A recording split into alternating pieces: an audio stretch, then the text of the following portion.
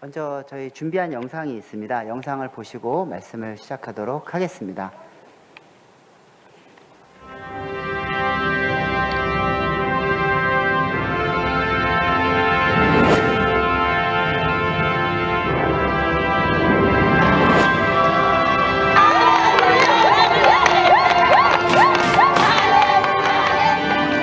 Hello, my name is Edmund.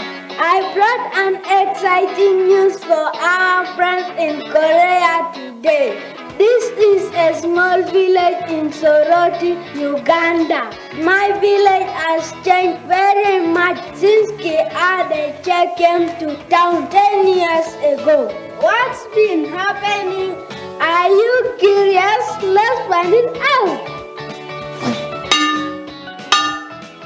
This is our school where the greatest change happened.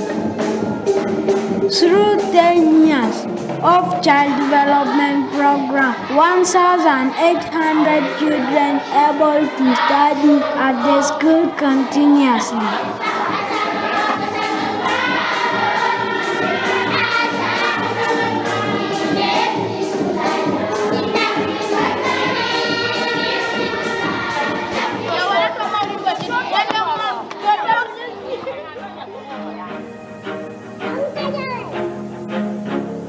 25 years old, Martin studies veterinary science at the university.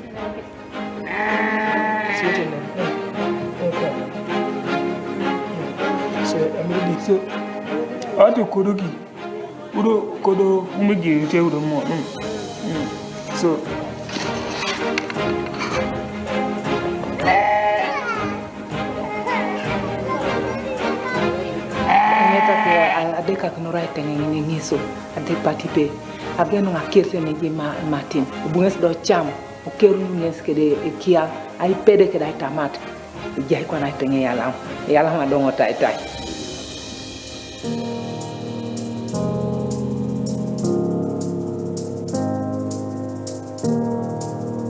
My life has changed and I'm a changed person. I want to help my village people because animal is very, very important for them.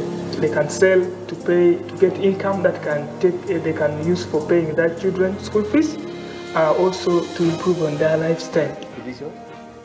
They started to EGA program so that the children continuously receive education like Brother Martin. 여성 소득 증대 프로그램은 어린이 게으른 아동들의 엄마들이 어떻게 하면 자녀들의 교육을 스스로 잘 시킬 수 있을 것일까 이런 고민으로부터 시작되었습니다. 20명이 한 개 그룹이 되어서 12개 그룹으로 시작했고 한 개 그룹당 새끼 돼지 4마리씩 지급했습니다. 지금은 650명의 엄마들이 참여하고 있습니다.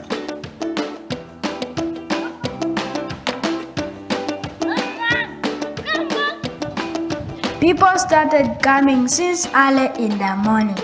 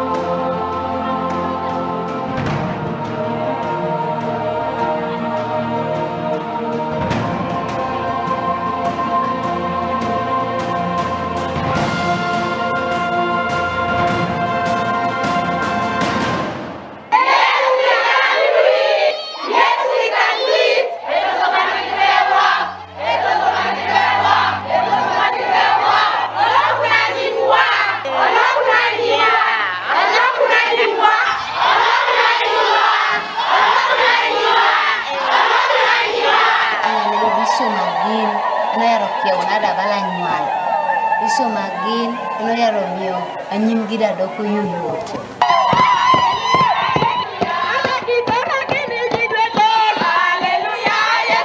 No one expected the miracle of Soroti. the small town of Uganda. For the past 10 years, our lives have changed, and now we can live on our own. Thank you. Well done. We really appreciate our sponsors and Kiade Check.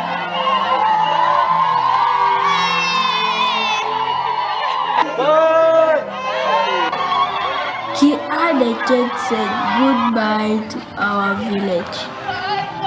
They left for another village that need their helping hands.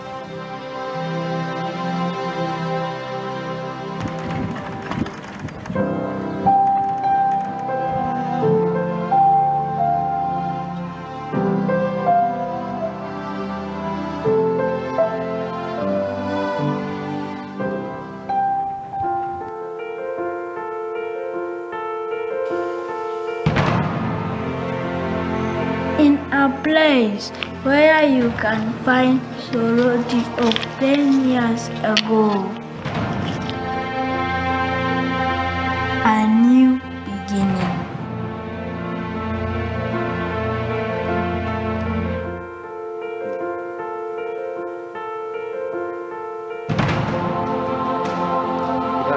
기도하겠습니다. 하나님 감사합니다. 오늘 이렇게 오전부터 귀한 주일을 허락하셔서 말씀과 찬양으로 함께 은혜 나누게 하심을 감사드립니다. 주님이 기뻐하시는 귀한 교회, 또 차세대, 또 지역을 섬기는 귀한 교회로 주님께서 세워주시고, 이 곤잔뿐만 아니라 이 한국의 주요 정말 선교의 중심이 될 수 있는 교회로 주님께서 인도하여 주옵소서. 오늘 말씀 주님께서 기뻐 받아 주옵시고, 정말 주님의 합한 그런 귀한 마음 예배가 될 수 있도록 인도하여 주옵소서. 모든 것 주님께 맡기며 예수님 이름으로 간절히 믿사옵게 드립니다. 아멘.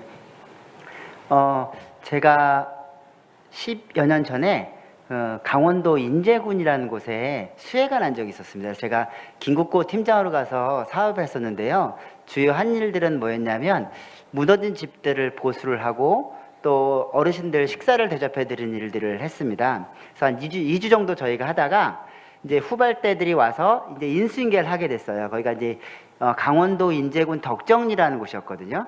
근데 이제 덕정리 이장님을 찾아뵙고 후임 팀장한테 소개하면서, 이장님 저희 2주 동안 잘 부탁드려서 보살펴 주셔서 감사합니다. 저희 후발대 팀도 잘 좀 보살펴 주세요라고 인사를 드리고 이제 가는데, 저희 이장님이 제 손을 꼭 붙들고 이렇게 말씀하시는 거예요.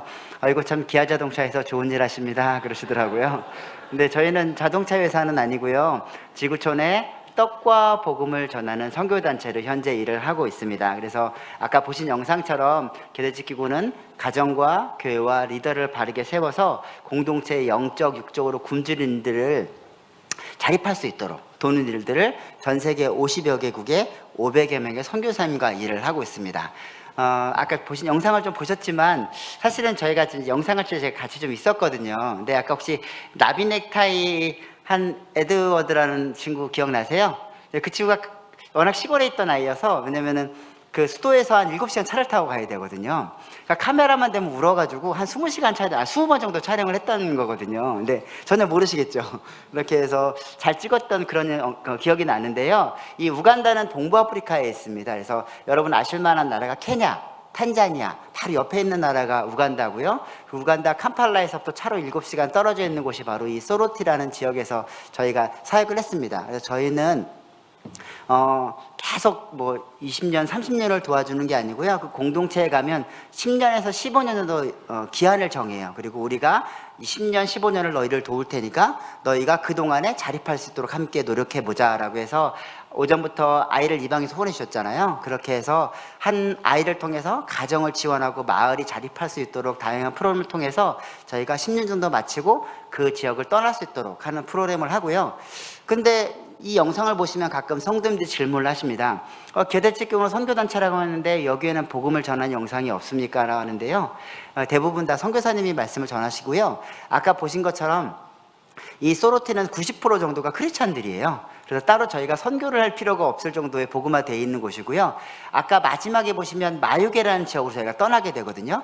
그 마유게가 그 소로트에서 차로 한 2시간 떨어져 있는 시골 마을인데 거기는 95%가 모슬렘 지역이에요. 그래서 저희가 여기서 배운 경험들을 가지고 이제 마유게에 가서 지금 3년째 잘 사역들을 하고 있습니다. 그래서 저희가 사역들이 이렇게 다양하게 저희가 진행을 하고 있다는 것들을 말씀드리고 싶고요. 오늘 말씀은 율법학자하고 예수님의 대화에서 시작을 합니다. 율법학자가 예수님께 질문을 하죠. 예수님, 어떻게 하면 영생을 얻을 수 있습니까? 라는 질문에 예수님께서 오히려 질문을 하시죠. 성경에는 뭐라고 되어 있느냐? 그러자 여러분 잘 아시는 것처럼 하나님을 힘과 뜻을 다하고 목숨을 다해서 주 너의 하나님을 사랑하라 하였습니다. 그리고 내 이웃을 내 몸처럼 사랑하라 하였나이다. 그러자 예수님께서 말씀하시죠. 그래, 내 말이 옳다. 내가 그렇게 하면 살 것이다 라고 말씀하십니다. 그러자 이제 이 정답을 맞췄으니까 율법학자가 너무 신이 났어요. 그래서 다시 질문합니다. 그럼 예수님, 제가 사랑할 이웃이 누굽니까? 라는 질문을 하자 오늘 본문에 나오는 선한 사마리아의 이야기를 들려주십니다. 이 이야기는 너무나 잘 아는 말씀이시죠. 어떤 사람이 여행을 하다가 강도를 만납니다. 피를 흘리고 거의 죽게 됐죠.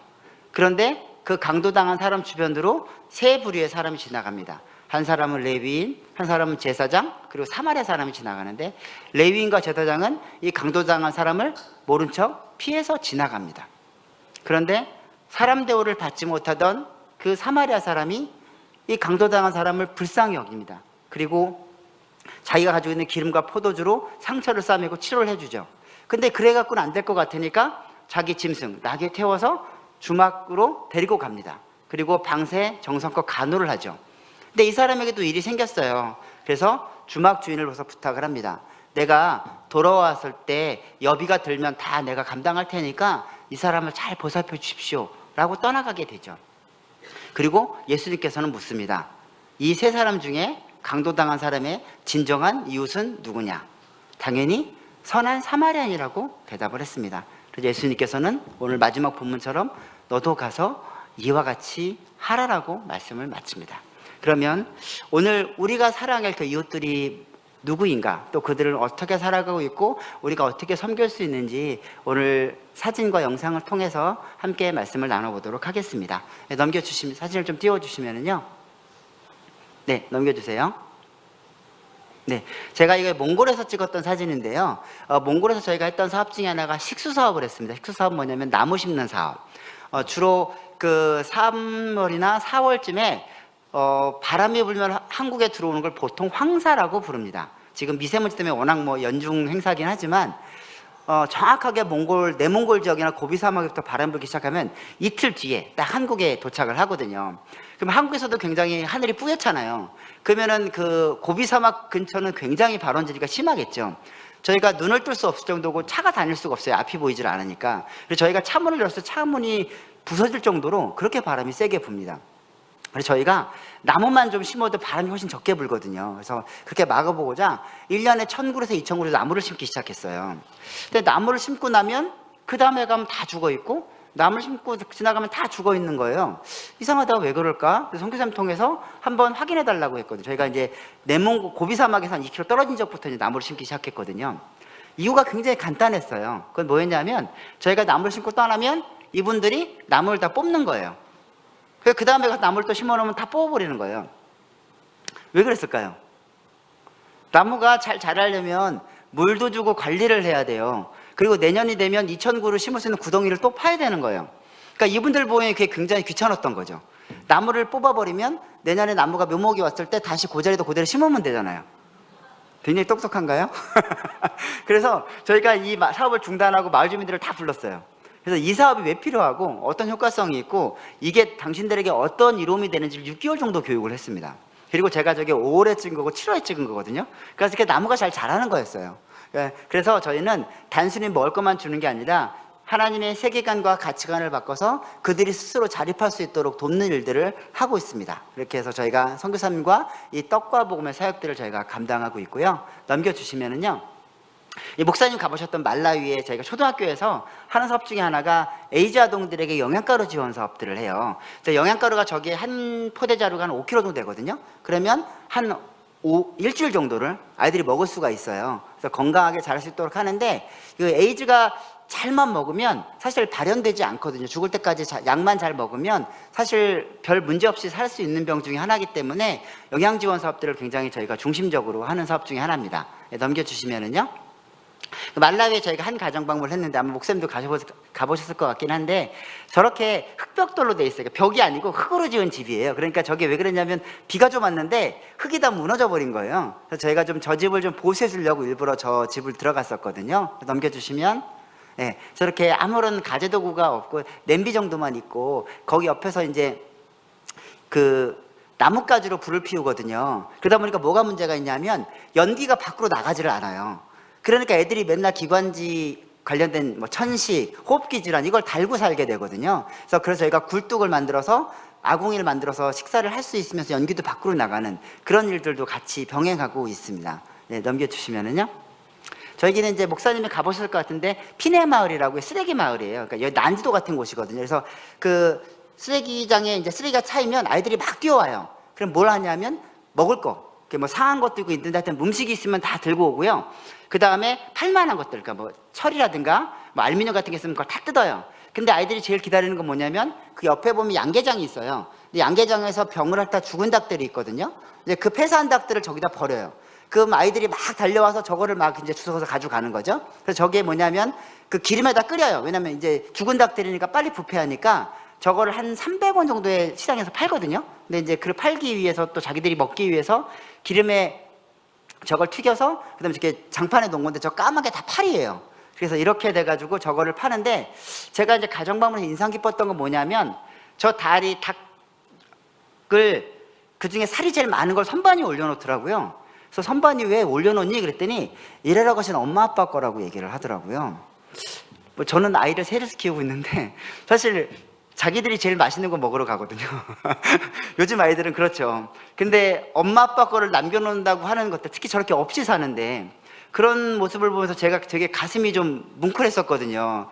이 자식들을 데리고 왔어야 되는데 라는 생각을 하면서 저걸 보면서 되게 가슴이 뭉클했던 그런 기억이 납니다. 예, 넘겨주시면은요. 그래서 저기가 쓰레기장이니까 나무가 없어요. 그러니까 땔감이 있어야 밥을 해 먹을 거 아니에요. 그래서 저게 뭐냐면 비닐들을 다 모아요. 그래서 비닐을 가지고 이제 난방도 하기도 하고 이제 밥을 해 먹기도 하거든요.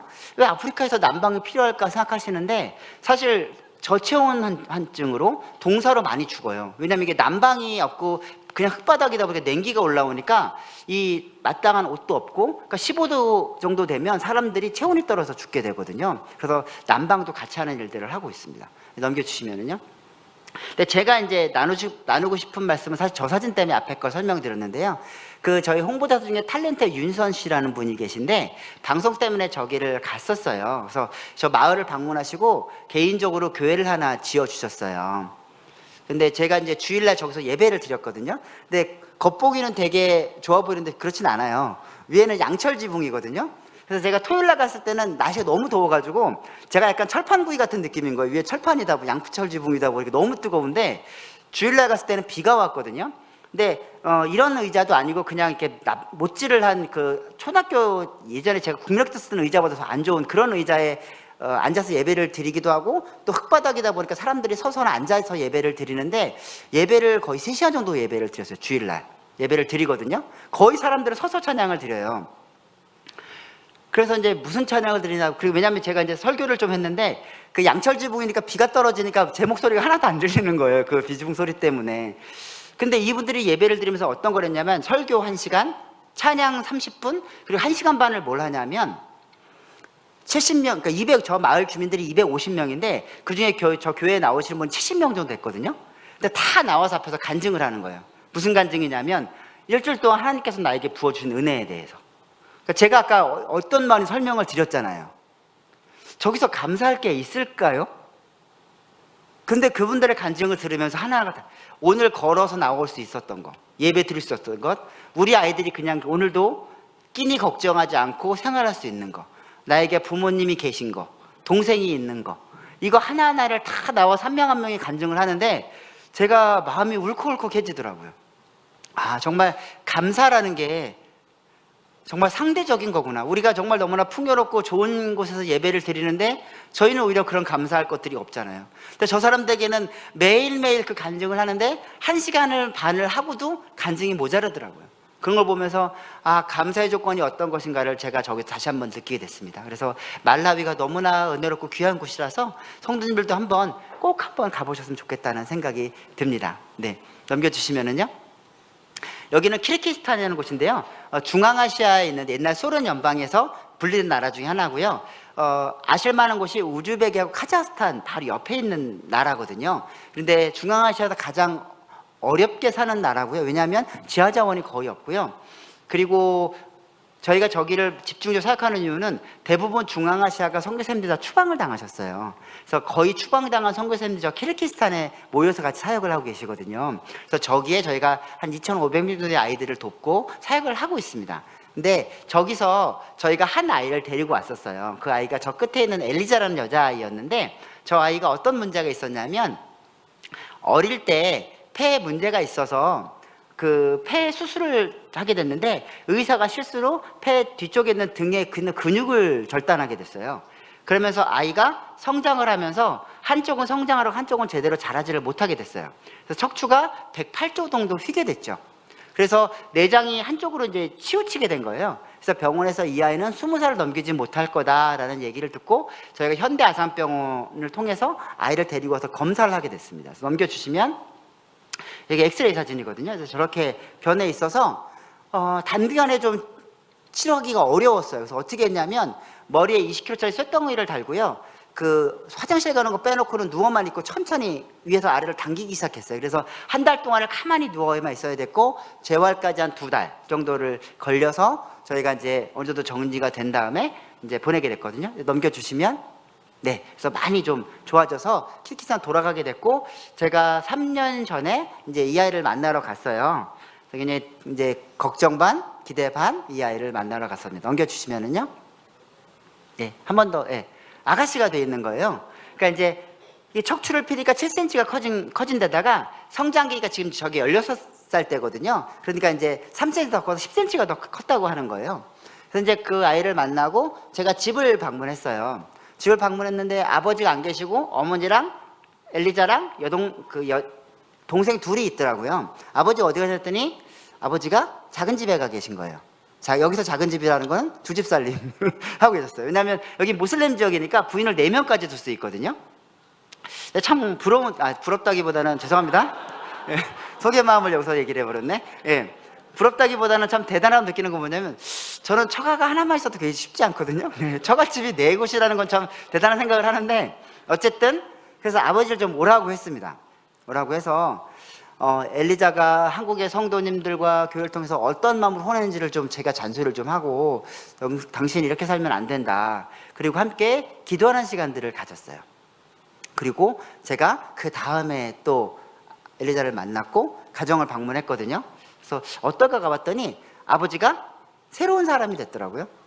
작은 집을 정리하고 그땐 직업도 없었는데 직업도 얻고 그리고 집을 싹 본인이 다 건축 쪽에 원래 이 직업이시더라고요. 그래가지고 집을 새로 짓고 그리고 창고까지 새로 싹 만들면서 넷째도 생겼더라고요. 그래서 올해 저희가 작년 돌잔치를 하고 왔거든요. 가서 그만큼 새로운 사람이 되면서 그렇게 느꼈습니다. 아, 우리 성도님들이 단순히 저 엘리자라는 아이의 생명만을 구한 것이 아니라 한 가정을 변화시킨 거구나 라는 생각을 하면서 하나님이 이런 마음이 아닐까라는 생각을 다시 한번 하게 됐던 시간이었습니다. 넘겨주시면은요. 저 아이는 저보다 크잖아요. 제가 이제 키르기스탄을 간다고 했더니 용인의 한 권사님께서 전화 주셨어요. 내가 10년 넘게 후원한 아동이 하나 있는데 요번에 고등학교를 졸업하게 돼서 어떻게 지는지 좀 알아봐 달라고 하셔서 네 알겠습니다라고는 했지만 굉장히 좀 걱정이 많이 됐어요. 제가 소개시켜 드릴 정도의 위치가 안 되면 어떡하지? 라는 걱정이 좀 됐었거든요. 그래서 소문에서 저 아이를 이제 만나게 됐는데 키르기스탄의 수도가 비슈케크인데 저 아이가 비슈케크의 국립대학을 다니고 있는 거예요. 그래서 이제 권사님에게 자랑스럽게 화상으로 연결을 해드렸어요. 처음에 인사를 하시더니 그다음부터 말이 없으신 거예요. 왜 연결이 끊어졌나로 제가 이렇게 봤더니 그게 아니고 권사님이 계속 울고 계신 거예요. 내가 이걸 보려고 10년 넘게 너를 후원하고 기도했던 것 같다고, 잘 자라줘서 고맙다고 말씀을 하시면서 내가 가족들과 너를 꼭 보러 가겠다라고 말씀을 하시더라고요. 그게 아마 하나님의 마음이 아닐까. 그리고 권사님도 그 마음으로 이런 모습을 기대하면서 오랫동안 기도하셨을 것 같다는 생각이 들면서 저도 옆에서 좀 울컥했던 그런 기억들이 납니다. 그래서 이렇게 아이들을 변화시키고 바꾸는 일들을 오늘 많은 성도님들께서 동참해 주셨다는 것들을 꼭 말씀드리고 싶었었습니다. 네, 넘겨주시면은요. 네, 저는 아이가 3명이다 보니까 큰아이 이름으로, 둘째 아이 이름으로, 막내 이름으로 저희가 결연을 하고 있어요. 그래서 아이 용돈 절반, 제가 용돈 절반을 이렇게 합쳐가지고 아이 1명씩을 하는데, 공께 올해 5월에 키르기스탄하고 우간다에 제가 큰애 아이가, 둘째 아이가 후원 아동들을 만나러 갔었거든요. 그래서 일주일 동안 저희 같이 기도하고 아이들이 원하는 선물도 사고 자기들이 선물도 직접 고르고 손편지도 쓰고 가족 사진도 찍고. 왜냐면은 사실 아이들이, 후원하는 아이들이 우리 후원자님의 얼굴이 어떤지 되게 궁금해요. 그리고 보내주는 그 사진들을 벽에 다 붙여놓는 친구들이 굉장히 많거든요. 그래서 함께 저희가 준비해서 이렇게 보여드리는 시간들을 가졌었거든요. 그래서 교육 차원에서도 저는 굉장히 좋다는 생각이 들더라고요. 저희가 11조 헌금에 대한 얘기를 하지만 사실 그것도 어릴 때부터 훈련이 돼야 된다고 보거든요. 다음 주 화요일날 아마 다니엘 기도회에 나오는 현승원 대표라는 분이 아마 이제 사역 간증을 하실 텐데, 저희 계대책에만 1200명 정도의 아이들을 후원하고 계세요. 근데 그분이 1년에 계대책 기구랑 기부하는 돈이 한 20억 가까이 되시는데 11조를 교회에다가 50억 정도를 하셨어요, 이번에. 근데 그게 어릴 때부터 6살 때부터 500원씩 100원씩 아버님이 그렇게 교육을 하셨던 거예요. 그렇게 부모 교육에 대한 부분을 아마 다음 주 화요일 날 교육을 하실 텐데, 그 부모 교육이 어릴 때부터 자라서 만원, 10만 원 하는 건 쉽잖아요. 100만 원 헌금은. 근데 1억, 2억 후원하는 건 저는 헌금하는 거 굉장히 어렵다는 생각이 드는데, 어릴 때부터 이 물질은 내게 아니라는 그런 교육을 받고 자라다 보니까 그게 가능했다는 생각이 들더라고요. 그런 면에서 저는 물질적인 교육도 이 후원을 통해서 가능하다라고 생각을 하게 됩니다. 그래서 저 아이를 통해서 됐고요. 제가 말라위, 목사님도 아마 보셨겠지만 말라위를 가면 굉장히 아프리카에서 빈국이거든요. 가면 공항을 내리면 사람들이 막 꼬치를 들고 서 있어요. 그게 뭐냐면 야생 들쥐를 잡아가지고 구워서 그걸 팔아요. 그렇게 먹을 게 없고 어려운 나라거든요. 그런데 저렇게 후원을 통해서 아이들이 꿈과 비전을 갖고 변화되는 모습들이 아마 여기 성도님들의 후원으로 변화되지 않을까, 저는 그렇게 생각하고 있습니다. 네, 넘겨주시면은요. 네, 어떤 성도님들은 그런 말씀을 하세요. 가난한 나라님도 구제하지 못한다고. 저도 그렇게 생각을 합니다. 전 세계에 12억 명이 넘는 사람들을 저희가 어떻게 다 돕겠어요. 근데 제가 어릴 때 저희 집에 수도가 없어가지고요, 저렇게 저 펌프를 썼거든요. 근데 저 펌프가 처음부터 막 펌프질을 하면 물이 콱콱 나오는 게 아니고요, 물을 한 바가지 떠서 붓고 펌프질을 하면 나오기 시작하거든요. 그 물의 이름이 바로 마중물입니다. 저는 저희의 사역과 오늘 성도님들의 후원이 마중물이 아닌가 생각을 합니다. 제가 오전부터 오후까지 구리 성광교회라는 곳에서, 아마 같은 교회 다니시고 목사님 동기라고 하시더라고요. 거기서 예배를 같이 진행했고 우간다에 한 150명의 아이들을 후원해 주셨는데요. 그 중에 한 권사님이 사실 저희 미얀마에 요번에 학교랑 우물과 화장실을 지어주셨어요. 근데 그게 어떻게 됐냐면 아들이 사고로 돌아가신 거예요. 장례를 치렀는데 500만 원이 남았는데 차마 그거를 본인을 위해 쓸 수 없으시더라는 거예요. 먹을 걸 살 수도 없고 자식을 먼저 보낸 그 아픔 때문에 도저히 아무것도 할 수 없고 이 돈을 어디다 쓸지를 몰라서 목사님께 가지고 왔다고 하더라고요. 목사님, 이걸 어떻게 쓰면 좋을까요? 라고 해서, 그러면 우리 다른 생명을 살리는 데 한번 써보면 어떨까요? 라고 해서 미얀마의 학교와 교회와 우물을 하는데 사용하게 됐거든요. 근데 돈이 당연히 부족하죠. 그러니까 여전도회랑 성도님들이 모아서 많은 헌금이 모여서 그걸 가지고 하게 됐거든요. 이것들이 마중물의 모습들이 아닌가 생각을 합니다. 저희의 비록 능력은 한계가 있고 작지만 그런 것들이 모여서 우리가, 하나님께서 우리를 마중물처럼 사용하시지 않을까, 저는 그런 믿음과 기대를 가지고 오늘도 사역을 하고 있습니다. 그래서 앞으로 오늘 성도님들의 그 사역들, 또 헌금들이 아마 이렇게 사용될 거로 저는 믿고 오늘도 사역을 하고 있습니다. 네, 영상 하나 준비된 게 있는데요. 영상을 하나 보시고 말씀을 마무리하도록 하겠습니다. 자신의 키보다 높은 틴트를 넘기에 도전하는 한 학생, 힘껏 뛰어보지만 자기 가슴 높이밖에 닿지를 못했습니다. 두 번째 도전에선 허리 높이까지 뛰었다가 결국 또 실패하고 마는데요. 세 번째 시도 역시 틴트를 위해 걸터앉고 말았습니다. 속상한 마음에 급기야 눈물까지 흘리는데요. 그 사이 아이를 향한 관중석의 응원 소리는 점점 커집니다. 포기하지 않고 네 번째 도전하는 아이, 안타깝게도 또 실패했습니다. 그때 지켜보던 같은 반 친구들이 실패를 거듭하던 친구를 둘러쌌습니다. 서로 어깨를 두른 채 한 목소리로 힘차게 친구를 응원합니다. 네, 친구들의 응원 덕분일까요? 있는 힘을 다해 뛰어오른 아이, 5번째 도전 만에 이렇게 팀틀 넘기에 성공했습니다. 지켜보던 사람들 사이에서 큰 박수가 터져 나왔는데요. 누군가의 격려와 응원, 얼마나 큰 힘이 되는지 보여주는 훈훈한 영상인 것 같습니다. 네, 저는 사람을 믿고 의지하는 게 얼마나 큰 변화가 있는지를 저 영상을 보면 느끼는데요. 제가 후원아동 중에 하나가 이제 에이즈아동이 하나 있어요.